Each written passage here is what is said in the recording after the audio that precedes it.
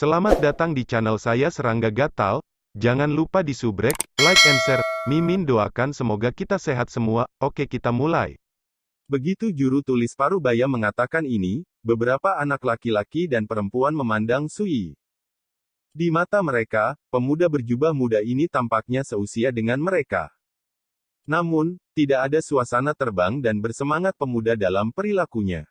Sebaliknya, itu sering terasa tidak pada tempatnya. Beberapa orang merasa bahwa pria ini terlalu sombong dan sengaja mengudara. Beberapa orang juga merasa bahwa pria ini kuno. Meskipun dia masih remaja, dia cemberut dan tidak menarik. Beberapa orang bahkan berspekulasi bahwa pemuda yang berjalan sendirian ini terlalu rendah untuk diintegrasikan ke dalam kelompok mereka. Namun, tidak ada yang mengganggu Sui di sepanjang jalan. Karena juru tulis setengah baya mengingatkan remaja ini, remaja berjubah muda yang tidak selaras dengan mereka tidak sebanding dengan orang biasa. Juga memperingatkan mereka untuk tidak memprovokasi satu sama lain dengan santai. Referensi dari orang besar.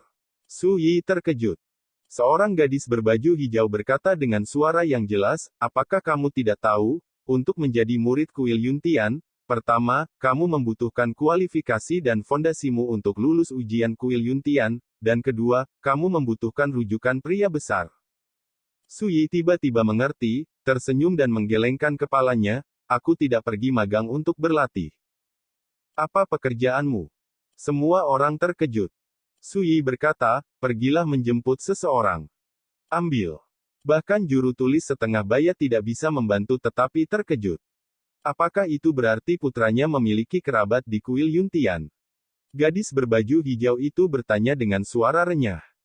Sui menggelengkan kepalanya dan berkata, tidak.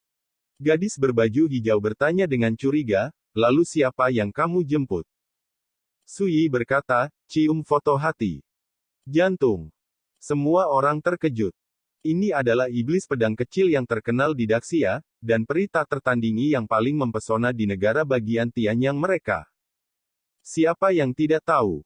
Hanya saja, mereka tidak bisa mengasosiasikan Wen Xinzhao dengan pemuda berjubah muda di depan mereka.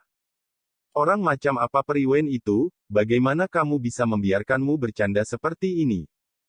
Seorang bocah lelaki berjubah perak tidak senang, wajahnya dingin, dan dia mengabaikan Sui. Tokoh senior dalam tim saling memandang dan tidak bisa menahan tawa. Di dunia ini, pemuda mana yang tidak bisa mencintai peri tak tertandingi seperti Wen Xinzhao? Tidak ada yang peduli tentang Sui lagi. Itu adalah gadis berbaju hijau, yang menghela nafas ringan dan berkata, Tuan muda, obrolan hanya mengobrol, Anda tidak bisa membuat lelucon tentang peri Wen, dan lelucon Anda sama sekali tidak lucu. Bagaimanapun, saya mengabaikan Sui. Sui tercengang. Dia tidak menyangka bahwa prestise Wen Xinzhao di hati gadis-gadis muda ini akan begitu tinggi. Sampai pada titik di mana Anda bahkan tidak bisa membicarakannya. Juru tulis Parubaya di kepala itu berpikir dan berkata sambil tersenyum, teman kecil, beranikan diri untuk bertanya, apa yang kamu lakukan untuk menjemput Wen Xinzhao? Sui memandang gunung dan sungai berkabut di kejauhan, dan berkata, kuil Yuntian sekarang berada di bawah komando klan Dongguo, dan saya memiliki dendam terhadap klan Dongguo, jadi saya tidak bisa membiarkan Xinzhao tinggal di sana. Lebih lama, kuil Yuntian. Setelah beberapa saat, dia tersenyum dan berkata, itu dia. Setelah itu, dia berhenti berbicara dengan Sui. Pria itu sebenarnya mengatakan bahwa dia memiliki dendam terhadap keluarga Dongguo. Haha, menurutku, keluarga Dongguo mungkin tidak tahu siapa pria ini. Hei, orang ini sangat membenci, dia bahkan langsung memanggil peri Wen, Xinzhao, aku benar-benar ingin memberinya pelajaran. Lupakan saja, pria yang suka membual dan berpura-pura, jangan repot-repot, lagi pula kita tidak sama dengan kita. Anak laki-laki dan perempuan berbisik-bisik. Terutama gadis berbaju hijau, bergumam dengan marah, bagaimana bisa seseorang yang terlihat begitu tampan menjadi begitu sombong. Para tetua semua tertawa dan tidak peduli dengan episode kecil ini, dan tentu saja mereka tidak percaya apa yang dikatakan Sui sebelumnya. Sui tidak bisa menahan senyum dan tidak peduli. Dunia selalu seperti ini, benar dan salah, orang lebih suka percaya apa yang bisa mereka ketahui. Setengah jam kemudian, tim tiba di depan gerbang Gunung Kuil Yuntian. Gerbang gunung luar biasa dan awan diselimuti. Melihat dari kedalaman, ada banyak puncak, bangunan kuno tersebar, dan sekelompok burung bangau putih membubung di bawah langit, mengeluarkan tangisan yang nyaring dan jelas. Dengan pemulihan energi spiritual langit dan bumi, Gunung Suci Yuntian juga telah mengalami perubahan yang signifikan. Apakah ini cuaca Xianjia? Jika saya bisa berlatih di sini di masa depan, saya akan sangat bangga. Anak laki-laki dan perempuan itu semua menantikannya. Namun, tindakan mereka menjadi lebih terkendali dan mereka tidak berani berbicara omong kosong. Di depan raksasa seperti Yuntian Divine Hall, asal-usul dan asal-usul mereka tidak cukup untuk dilihat. Kakak Ren, kamu bisa menghitung. Seorang pria bermantel bulu dengan pengocok di tangannya berjalan keluar dari gerbang gunung dan berjalan ke arahnya. Para juru tulis setengah baya yang dipimpin oleh menggenggam tinju mereka dan menyapa mereka dengan senyuman, "Saudara Wei, lama tidak bertemu." Wei Ting, tetua pintu bagian dalam kuil Yuntian. Berbicara, cendekiawan Parubaya memberi isyarat kepada gadis-gadis muda dan berkata sambil tersenyum, "Datang dan lihat Penatua Wei, kali ini apakah Anda dapat lulus ujian dan memasuki kuil Yuntian untuk berlatih, Anda harus mari kita lihat apakah kita dapat melewati Penatua." Ujian Wei. Anak laki-laki dan perempuan semua melangkah maju dan menyapa mereka dengan hormat. Kakak Ren, agak disayangkan kamu datang ke sini. Wei Ting tersenyum pahit, baru-baru ini, tidak ada cara untuk melakukan penilaian sekte. Semua orang terkejut. Juru tulis setengah baya berkata, "Mengapa ini?" Wei Ting menunjuk ke para pembudidaya yang sibuk di kejauhan, dan berkata, "Sekarang, kuil Yuntian saya sedang mempersiapkan pertempuran besar, apakah itu kepala sekolah atau yang kuat di sekte, mereka semua melakukan yang terbaik untuk memperbaiki perlindungan gunung." Pembentukan sekte. Juru tulis setengah baya berkata dengan takjub, "Perang. Mungkinkah akan ada musuh besar yang akan datang segera?" Wei Ting memiliki pandangan aneh di matanya, menggelengkan kepalanya dan berkata, "Itu bukan musuh besar, juga bukan musuh kuil Yuntianku, tapi musuh di mata Dongguo." Siapa? Su Yi. Nama itu seolah memiliki kekuatan magis, membuat suasana di lapangan mendadak hening. Para juru tulis setengah baya dan gadis-gadis muda itu tercengang. Bukankah Su Yi sudah lama menghilang? Juru tulis setengah baya tidak bisa membantu tetapi berkata, "Kakak Ren, pernahkah kamu mendengar bahwa, 2 hari yang lalu, Su Yi muncul di alam hantu Linglong dan membunuh Chu Yunke dan 6 pembudidaya gunung pedang Yunyin lainnya sendirian?" Wei Ting berkata dengan sungguh-sungguh, yaitu, pada hari yang sama, Su Yi berjanji bahwa dia akan datang ke kuil Yuntian untuk bertarung melawan Tuan Dongguo Feng. Hai. Terdengar helaan napas di arena. Semua orang terkejut. Berita itu sangat mengejutkan sehingga mereka merasa bergidik hanya dengan memikirkannya. Lagi pula, apakah itu Su Yi atau Dongguo Feng? Mereka semua adalah tokoh legendaris di dinasti Xia besar. Siapa yang bisa membayangkan bahwa mereka berdua akan memulai pertarungan epik di Gunung Ilahi Yuntian ini? Anda salah. Pada saat ini, suara acuh tak acuh terdengar. Ketika mereka melihat Su Yi yang berbicara, ekspresi sarjana Parubaya dan yang lainnya sedikit berubah. Teman kecil, berhenti bicara. Juru tulis Parubaya itu memberikan suara rendah. Apakah aku salah? Wei Ting tidak bisa menahan kaget dan bertanya sambil tersenyum, "Kalau begitu kamu berani bertanya pada teman kecil, di mana aku salah?" Su Yi mengoreksi, "Saya datang ke Yuntian Sensan hanya untuk mengambil hati saya, tidak secara khusus untuk melawan Dong Guo Feng." Begitu kata-kata ini keluar, semua orang merasa tidak masuk akal, dia meniru Su Yi. Wanita berbaju hijau tidak bisa menahan diri untuk tidak berkata dengan marah, "Tuan muda, terlalu berlebihan bagimu untuk membual bahwa kamu datang untuk menjemput Priwen. Mengapa kamu berpura-pura menjadi Tuan Su Yisu sekarang? Ini bukan lagi lelucon. Ini kematian, kau tahu." Anak laki-laki dan perempuan lainnya mengerutkan kening. Su Yi tertawa bodoh, "Mengapa aku berpura-pura menjadi diriku sendiri?" Juru tulis Parubaya itu merasa ada yang tidak beres, jadi dia tidak bisa menahan diri untuk tidak melihat Su Yi lagi. Kakak Ren, apakah teman ini benar-benar? Wei Ting terkejut dan bertanya dengan cepat. Juru tulis paruh baya itu tersenyum kecut, Saudara Wei, saya dan ini juga bertemu di jalan, tetapi saya tidak tahu identitas dan asalnya. Wei Ting tampak tidak yakin. Pada saat ini, sebuah suara yang dalam terdengar di kejauhan, Penatua Wei, mengapa Anda menunda di luar gerbang gunung? Ketika suara itu terdengar, sosok tinggi muncul di kejauhan. Orang ini mengenakan jubah misterius dan memiliki temperamen yang halus. Di belakangnya, ada sekelompok orang kuat, yang membuatnya semakin luar biasa. Ketika mereka melihat orang ini, juru tulis setengah baya dan tokoh senior lainnya semua terkejut. Saya telah melihat Tuan Zhao Shen. Sosok elegan dalam jubah gelap adalah kepala sekolah kuil Yuntian, Yu Zhao Shen. Adegan ini membuat anak laki-laki dan perempuan tercengang. Yu Zhao Shen. Bagi mereka, keberadaan seperti Wei Ting sudah menjadi sosok besar yang hanya bisa mereka hormati, dan kepala sekolah kuil Yuntian tidak berbeda dengan para dewa di langit. Apa yang masih kamu lakukan? Tidak bisakah kamu menunggu untuk melihat senior Zhao Shen?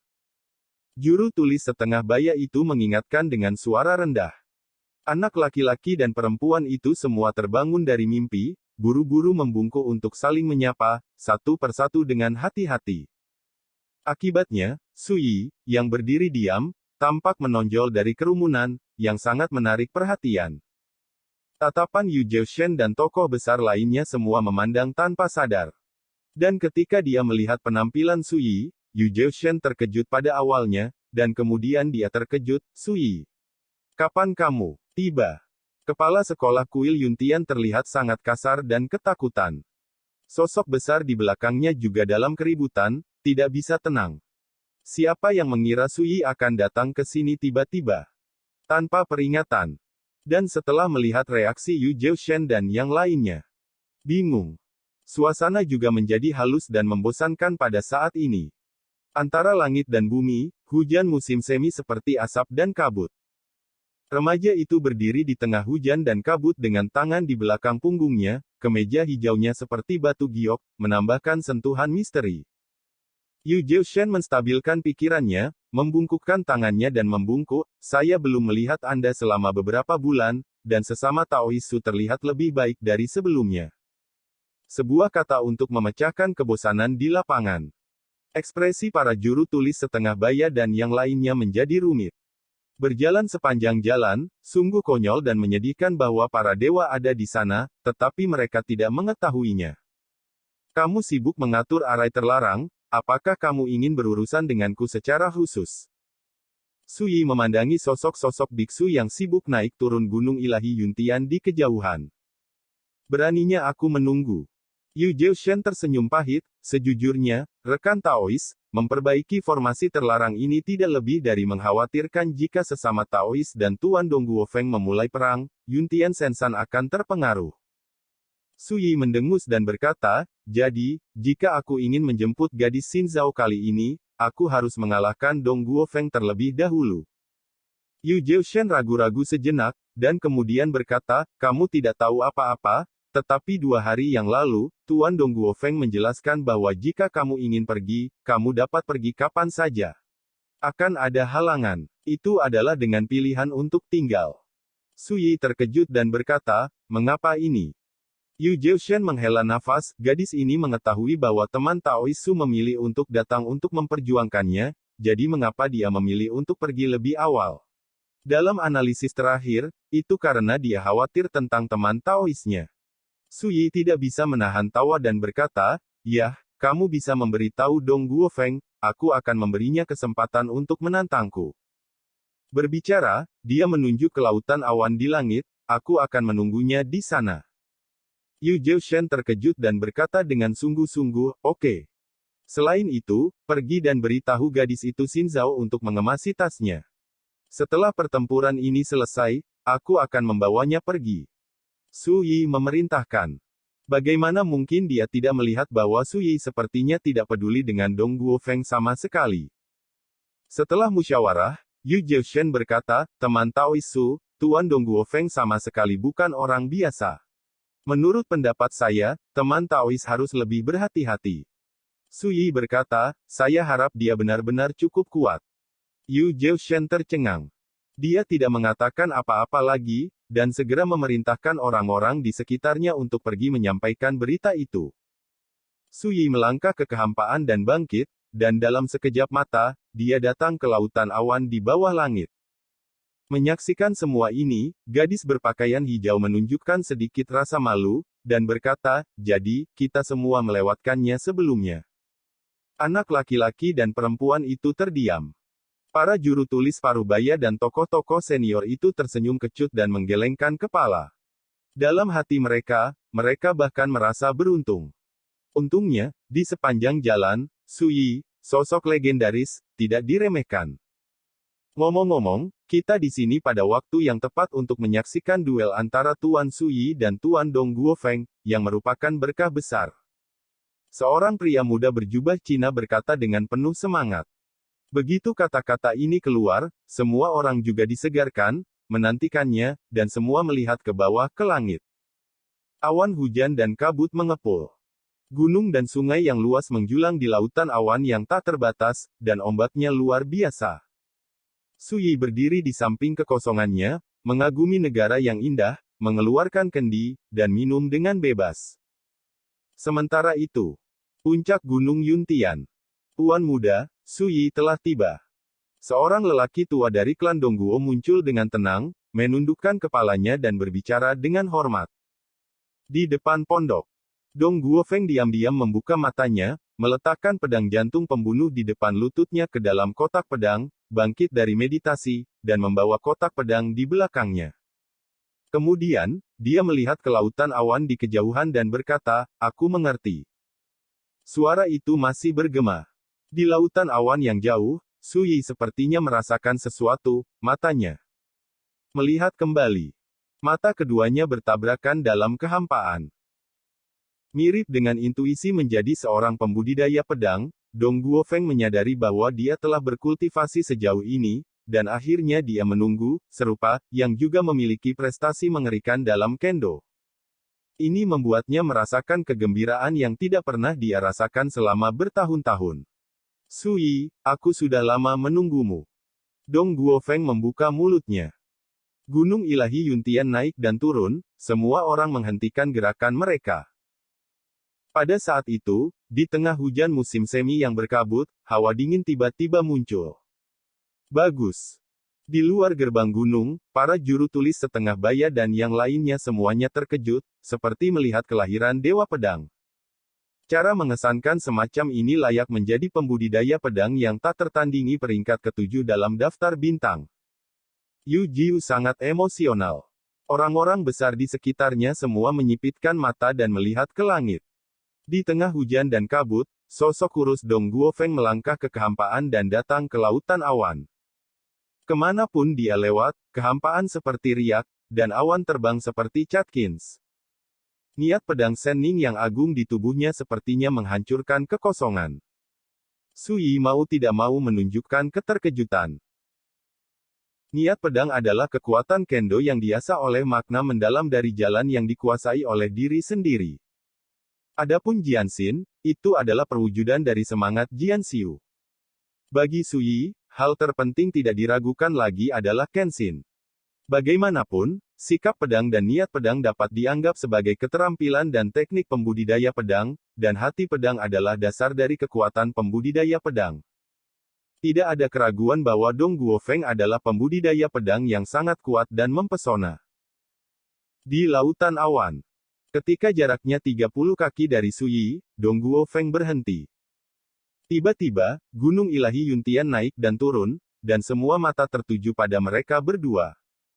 Salah satunya adalah legenda remaja yang telah terkenal di seluruh dunia sejak beberapa bulan yang lalu. Meskipun dia menghilang selama berhari-hari, ketika dia muncul kembali, tidak ada yang berani mengabaikan keberadaannya.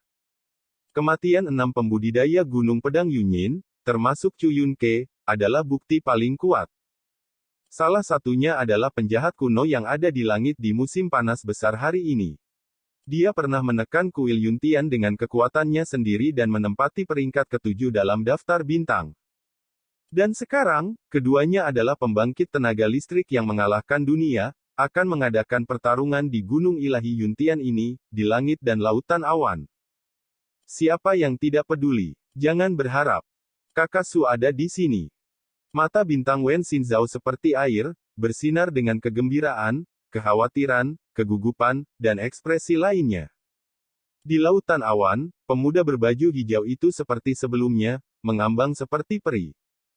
Shen Yan dan King Ya berdiri di samping Wen Xinzhao, menonton. Sekian dulu update-annya, tunggu lanjutannya di channel saya Serangga Gatal, di subscribe ya guys. Terima kasih.